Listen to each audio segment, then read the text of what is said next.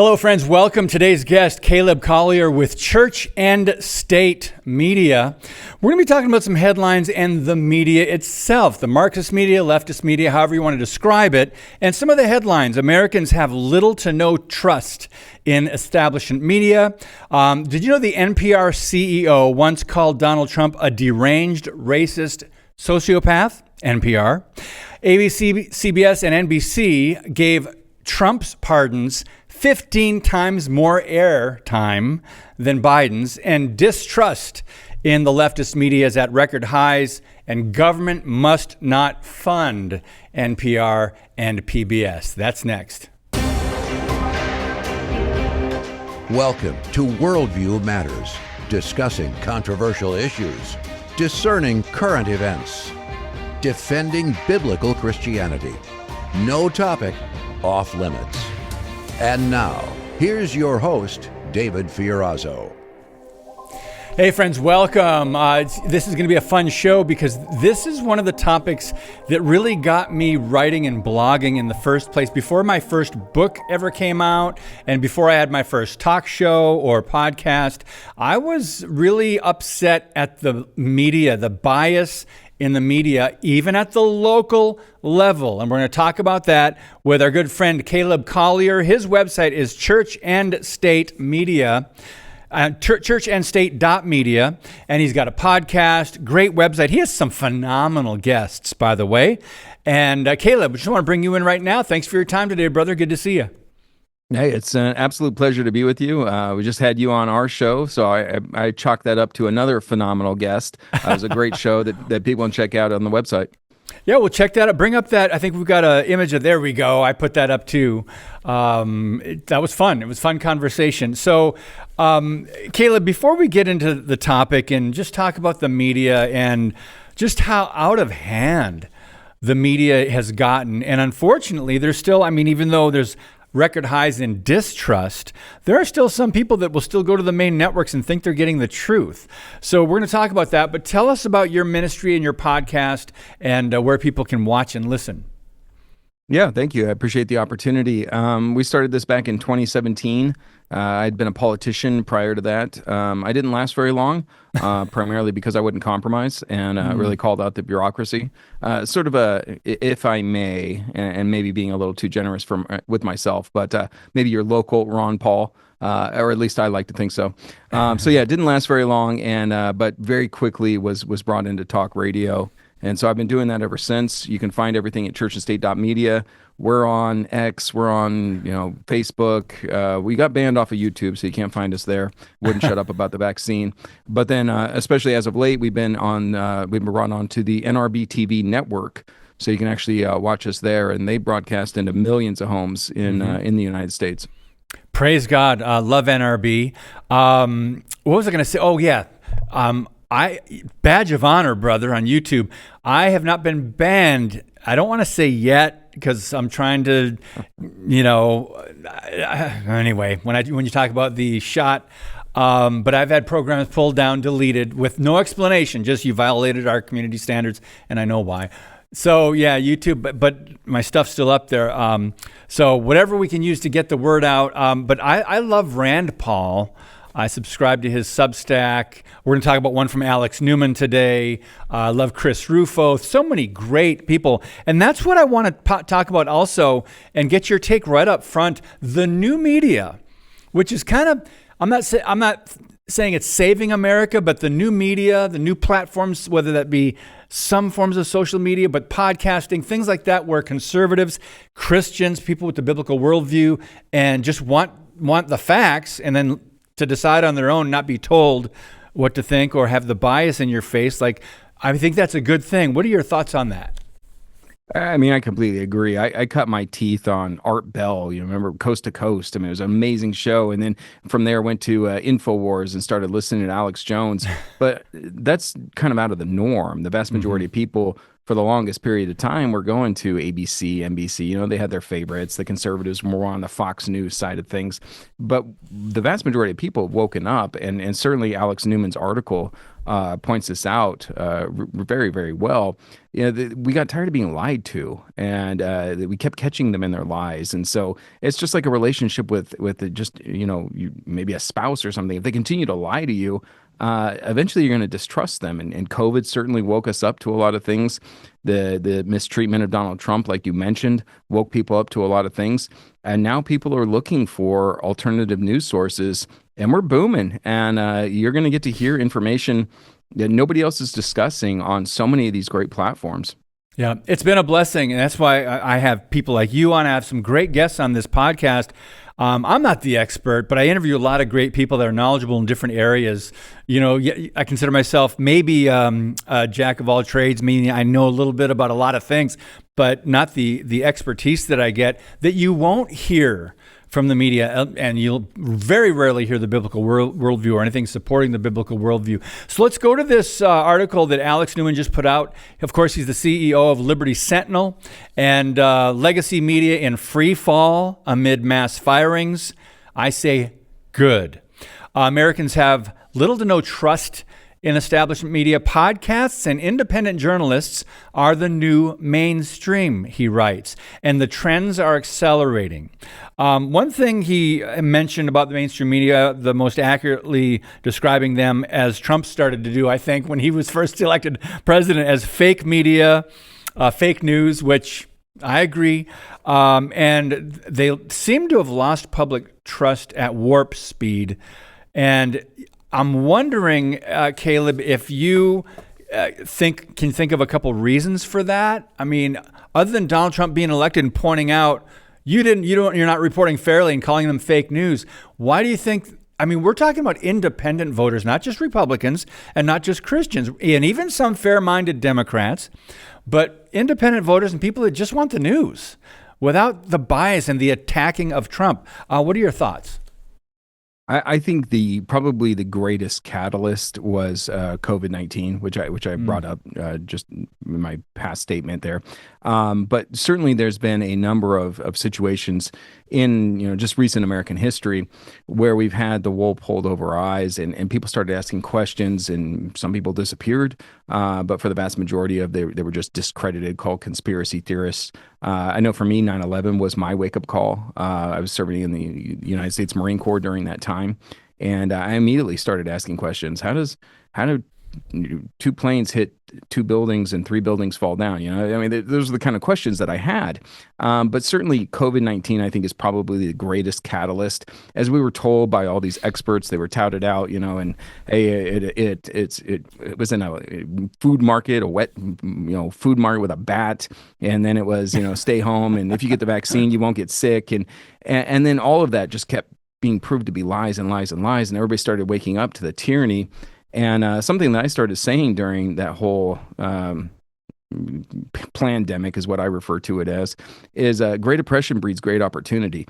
And I truly believe that's what we saw there as more and more people started waking up to things and watching as their small businesses were closing down and families were suffering, that people said, I'm done with this. Enough. I want some freedom. And it's certainly, I'm not going to hear what's actually going on in the mainstream news. I'm going to look elsewhere. And with the advancements of technology, it's easy to find shows like yours, like mine. Great oppression leads to great opportunity. I like that. And plus, I think also on the, what we learned from its side, as far as biblical Christians, we saw how the church kind of caved. How the church responded and kind of waved the white flag. Okay, we won't hold services, but maybe that's for another podcast, Caleb. I do want to mention, you mentioned, the propaganda was off the charts. And whenever you've got Hollywood teaming up with the Democrat Party and government to promote something, i.e. solutions to a virus, on television and everywhere else, social media, more people should raise the alarm on that. But Biden spent $1 billion to promote COVID propaganda. $1 billion. So should the government ban this advertising, like on television? I think RFK Jr. is looking into that. which is a good thing. Your thoughts on him and just that idea that how much the Democrats spent and the left spent, maybe the deep state, the globalists spent on propaganda during COVID? Yeah, I mean, it's everywhere you look. And, the United States, just recently made it to where it was legal for us, for the government to actually propagandize its own citizens that have been illegal for a very long time. And so now we're currently seeing that everywhere we turn. And you can't escape it. I mean, we're all on social media. We're all watching, these different reels and whatnot. And they're paying these actors who, you think might have a great point, but it's all scripted. Yeah. And so, the Biden, Fauci, all these individuals are constantly pushing it. I mean, you remember it, David. It was constant. It was pandemic of the unvaccinated. And you turn over here and there's a pandemic of the unvaccinated. And yet those of us who didn't get the vaccine, we don't regret that. We don't regret that at all. And in fact, as more and more people started looking around and waking up, they're like, maybe getting an experimental mRNA and not even really a vaccine, maybe that's not the best thing to do for us. And so I think they actually went a bridge too far, and we're benefiting as alternative media from it. And I did want to also, David, I hate to just hog the mic here, but I wanted to compliment you specifically and one of the things that you're doing, and that is that Christian news, because there's a lot of sources out there that are conservative, but not necessarily pushing that Christian worldview. And I think that's really important. And I think it's actually an area that we need to be a little bit cautious in.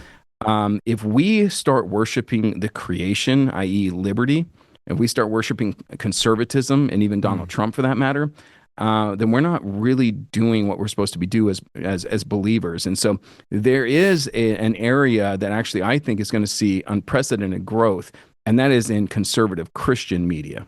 I'm seeing that already, and it's great. So hopefully we'll see more. But at the same time, too many people have been duped for too long. And so we've got kind of a lot of catching up to do in a way. So I'm thankful for the new media. So let's go back to this article. What I was encouraged by, Caleb, is that Alex Newman said, even at the local level, because this is where people need to be involved. We can't get involved in our federal government, right? But we can vote in elections. But at the local level, at school board meetings, things like that, he says big shifts are happening too. And I'd just love for you to respond to that, in addition to the fact that only 31% of Americans have a great deal or a fair amount of trust in the mass media. 31%. I think that's the lowest it's ever been. Maybe, but that's pretty bad. But the local level, go ahead, Caleb. Yeah, as General Flynn has pointed out numerous times, politics is local, and that's truly where we're going to be most effective, right? Is that if we can run as city council members or for mayor or whatever, or if you can get into a relationship, to where you can actually call your city councilman and invite him out for coffee and share your concerns, that's where you can be effective. Obviously, it's very difficult to get a hold of your congressman or your senator, and good luck getting a hold of the president. So at that local level is where you're going to be most effective. The same principle applies for media, ladies and gentlemen. We should encourage local media where you can report on the stories that truly matter to you and to your community.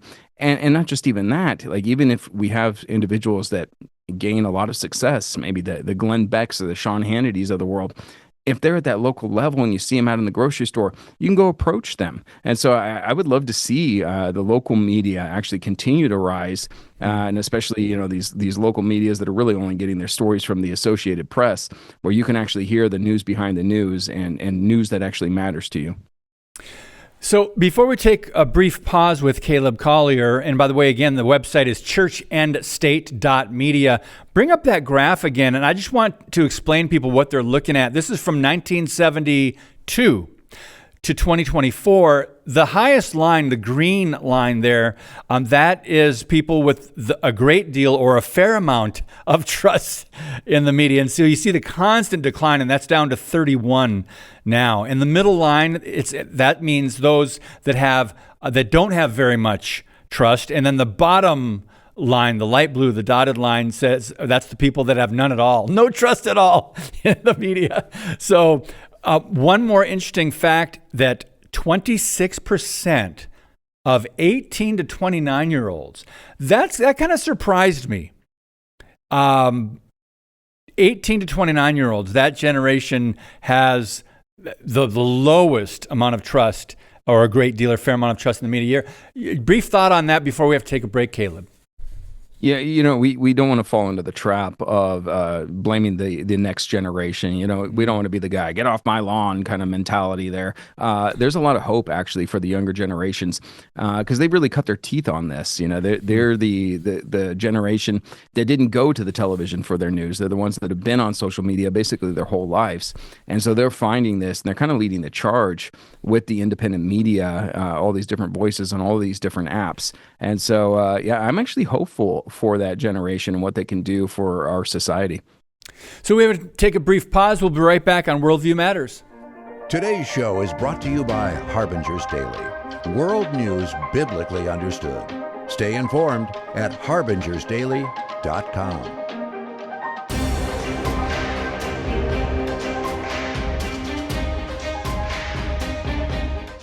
Friends, thank you so much for sharing the podcast and our platforms. We can get us anywhere, everywhere, Apple, Spotify for audio, also Facebook, Rumble, YouTube, and our Freedom Project Media app. So praise God, we're getting out there. And the new YouTube channel we started in January, it's Worldview Matters, David Fiorazzo. So far, so good. So let's go back. We're going to go back and forth here within a couple articles. And I want to go to one that Chris Rufo put out on Substack before the hearings on NPR and their CEO, Catherine Mayer, or Marr.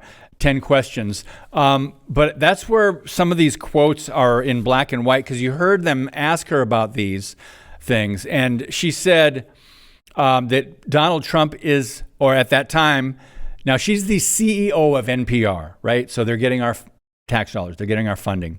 She called Trump a deranged, racist sociopath. In prior years, when she was the CEO of Wikipedia, they were censoring people and putting out their talking points, so to speak. And it says that she abandoned a free and open internet as the mission of Wikipedia. And also, she mentioned a white male westernized construct. I would love for her to explain what the heck that means. But also, there are dozens of left-wing reporters who work at NPR. And Chris Rufo said, can you name one single conservative reporter that works in your newsroom? And we go on and on. You get the idea, friends. And this is not just a major media outlet. This is someone that's got funding, public funding, tax dollars from Americans, which they're looking into now. I hope it gets defunded. Caleb, your thoughts? Yeah, I mean, I think it's time for NPR and PBS to go the way of the dodo, honestly. But I think what we really have to be careful of is the deception, the magician, right? Pay attention to the left hand. The actual magic is happening in the right hand, or not magic, the trick. But we're seeing people like Mark Zuckerberg, who is saying things like, we're getting rid of the fact checkers. It's going to be more of an open platform where people are able to discuss. Certainly, X has become kind of really almost the media. It's a kind of more of an open source where everything is getting discussed. But with that being said, there is that tale of caution there. Obviously, we can't trust people like Mark Zuckerberg, and certainly some of the media is starting to die off, and PBS and NPR are kind of leading the way on that one. But what it's replaced with, we got to be real careful there, because we could quickly find ourselves in a position where, hey, now we can trust the media and they're still steering us the wrong direction. Almost like what Fox News came in and did, to where the conservatives were all rallying around that. Like, this is great. But it wasn't necessarily that Fox News was more conservatives. It was, but what weren't they actually reporting on? What weren't they telling you? And that was what was more important. Good point. Good points, actually. So back to the end to wrap up the Alex Newman article.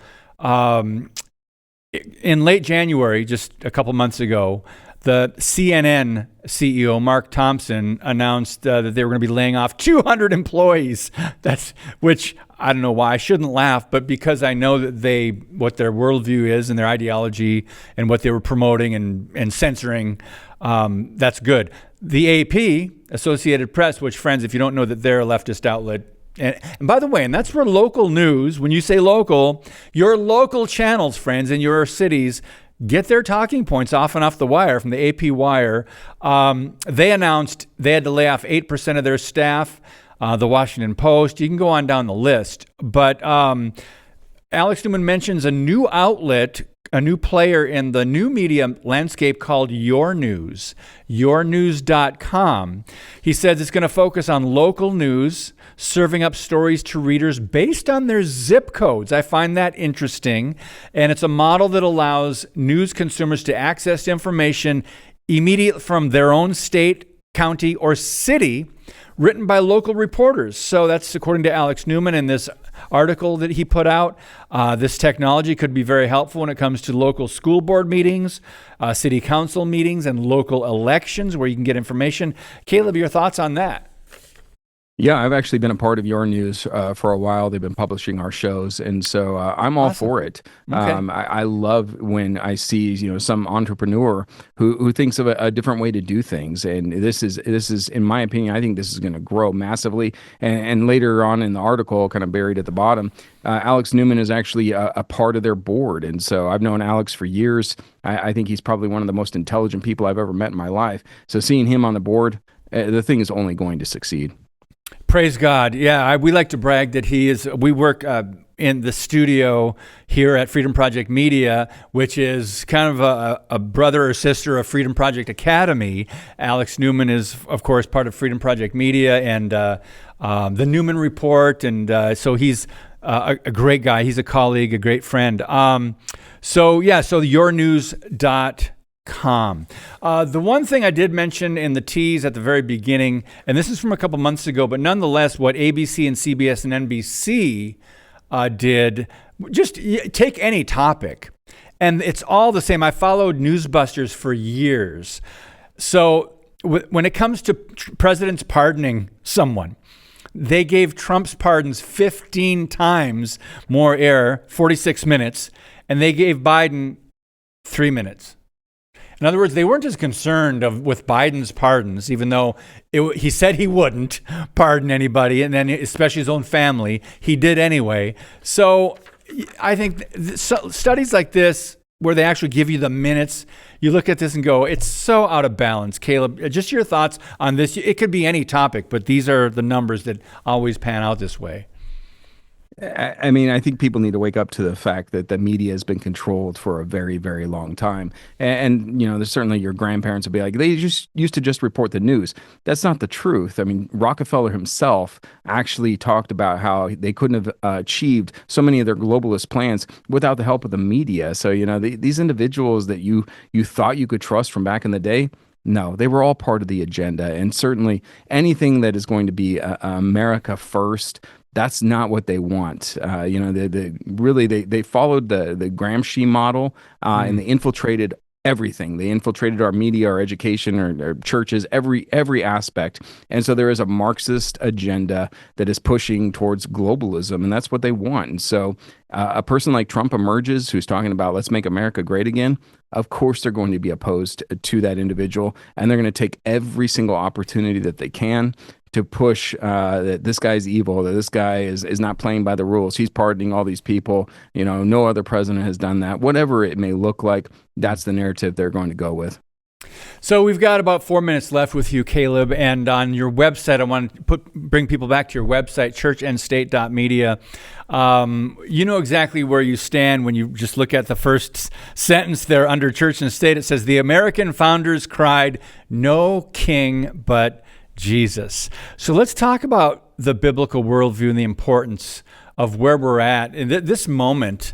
A lot of people try to call it a reprieve with the Trump administration, but I always point out to the fact that one executive order or even 100 executive orders don't change things necessarily across the country, in every state, or at the local level, and it doesn't change the body of Christ. We've got major problems with the declining biblical worldview, and so there's so much work to be done. In fact, more work to be done now. It's just that maybe we won't be censored in the next couple of years. So your thoughts on where we're at as a church and our loyalty to Jesus and Jesus alone?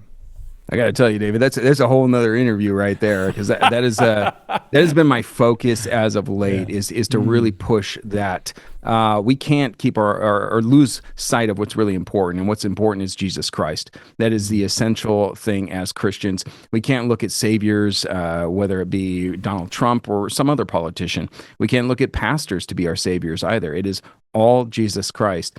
And the enemy is, he's rather brilliant. And so he's not surprised by some of these things. I mean, the whole scenario of crisis and solution, we're currently, in my opinion, at a very dangerous state where the churches have kind of been divided into three categories, or at least I put them in that. The woke church, the ostrich church, and the confessing church. And I borrowed that from Dietrich Bonhoeffer. Yes. The confessing church is definitely where we want to be as Christians. But even within that, you're starting to see the emergence of individuals that I wouldn't feel comfortable following. People like Paula White. You have this new apostolic reformation. I'm not sure if you're familiar with that, but it has really taken a hold of the American church. And it's a very man-centric ideology, but it's one that's very attractive to patriots, where they believe that they can take over all of these, what they call them the seven mountains, but media is part of those mountains, politics, the church, there's these mountains. And they're all pushing for Christians to take control of this. This has actually given the rise to that claim of Christian theocracy or Christian nationalism. But it's a very man-centric idea that they believe they're going to be able to build God's kingdom here on earth, and then when Jesus comes back, we just hand him the keys to his kingdom. That is a lie straight out of the pit of hell, and unfortunately, it's gaining in popularity here. Thank you for pointing that out. I'm with you 100%, brother. And last week or a week and a half ago, one of our top podcasts from this year was with Holly Pivec, and we talked about discerning Paula White Cain, NAR, which is the New Apostolic Reformation, and the new White House Faith Office. So friends, look that one up. Go to worldviewmatters.tv and in the search bar, put Holly Pivec or maybe Paula White, and that might come up. But yeah, we've got to be discerning. Trump is surrounded by a lot of people, pastors, spiritual advisors, some of them biblical, many of them not. And so we've got to be praying for him, for his discernment, there are a lot of good believers in his cabinet, just that more of them would be saved. Your final thoughts in the last 30 seconds here, Caleb. Yeah, I guess I'd take the opportunity to once again promote churchandstate.media. I really love if your audience would go check us out. As you said, we've got a lot of really good guests on there. You can actually go to our featured guests drop down and you can see some of them. We've had Ron Paul, we've had Dinesh D'Souza, Eric Trump has been on the show. So a lot of really great ones that you can check out. Most of them you can just kind of click and hit and watch at your leisure. But please check us out, churchandstate.media. Blessings, brother. We're going to have to do this again. I won't put you on the spot, though, and ask, but it's just, I really appreciate your voice and continued good success, brother. Thanks for your time. Thank you. Well, friends, God bless you. And as always, keep speaking the truth about things that matter.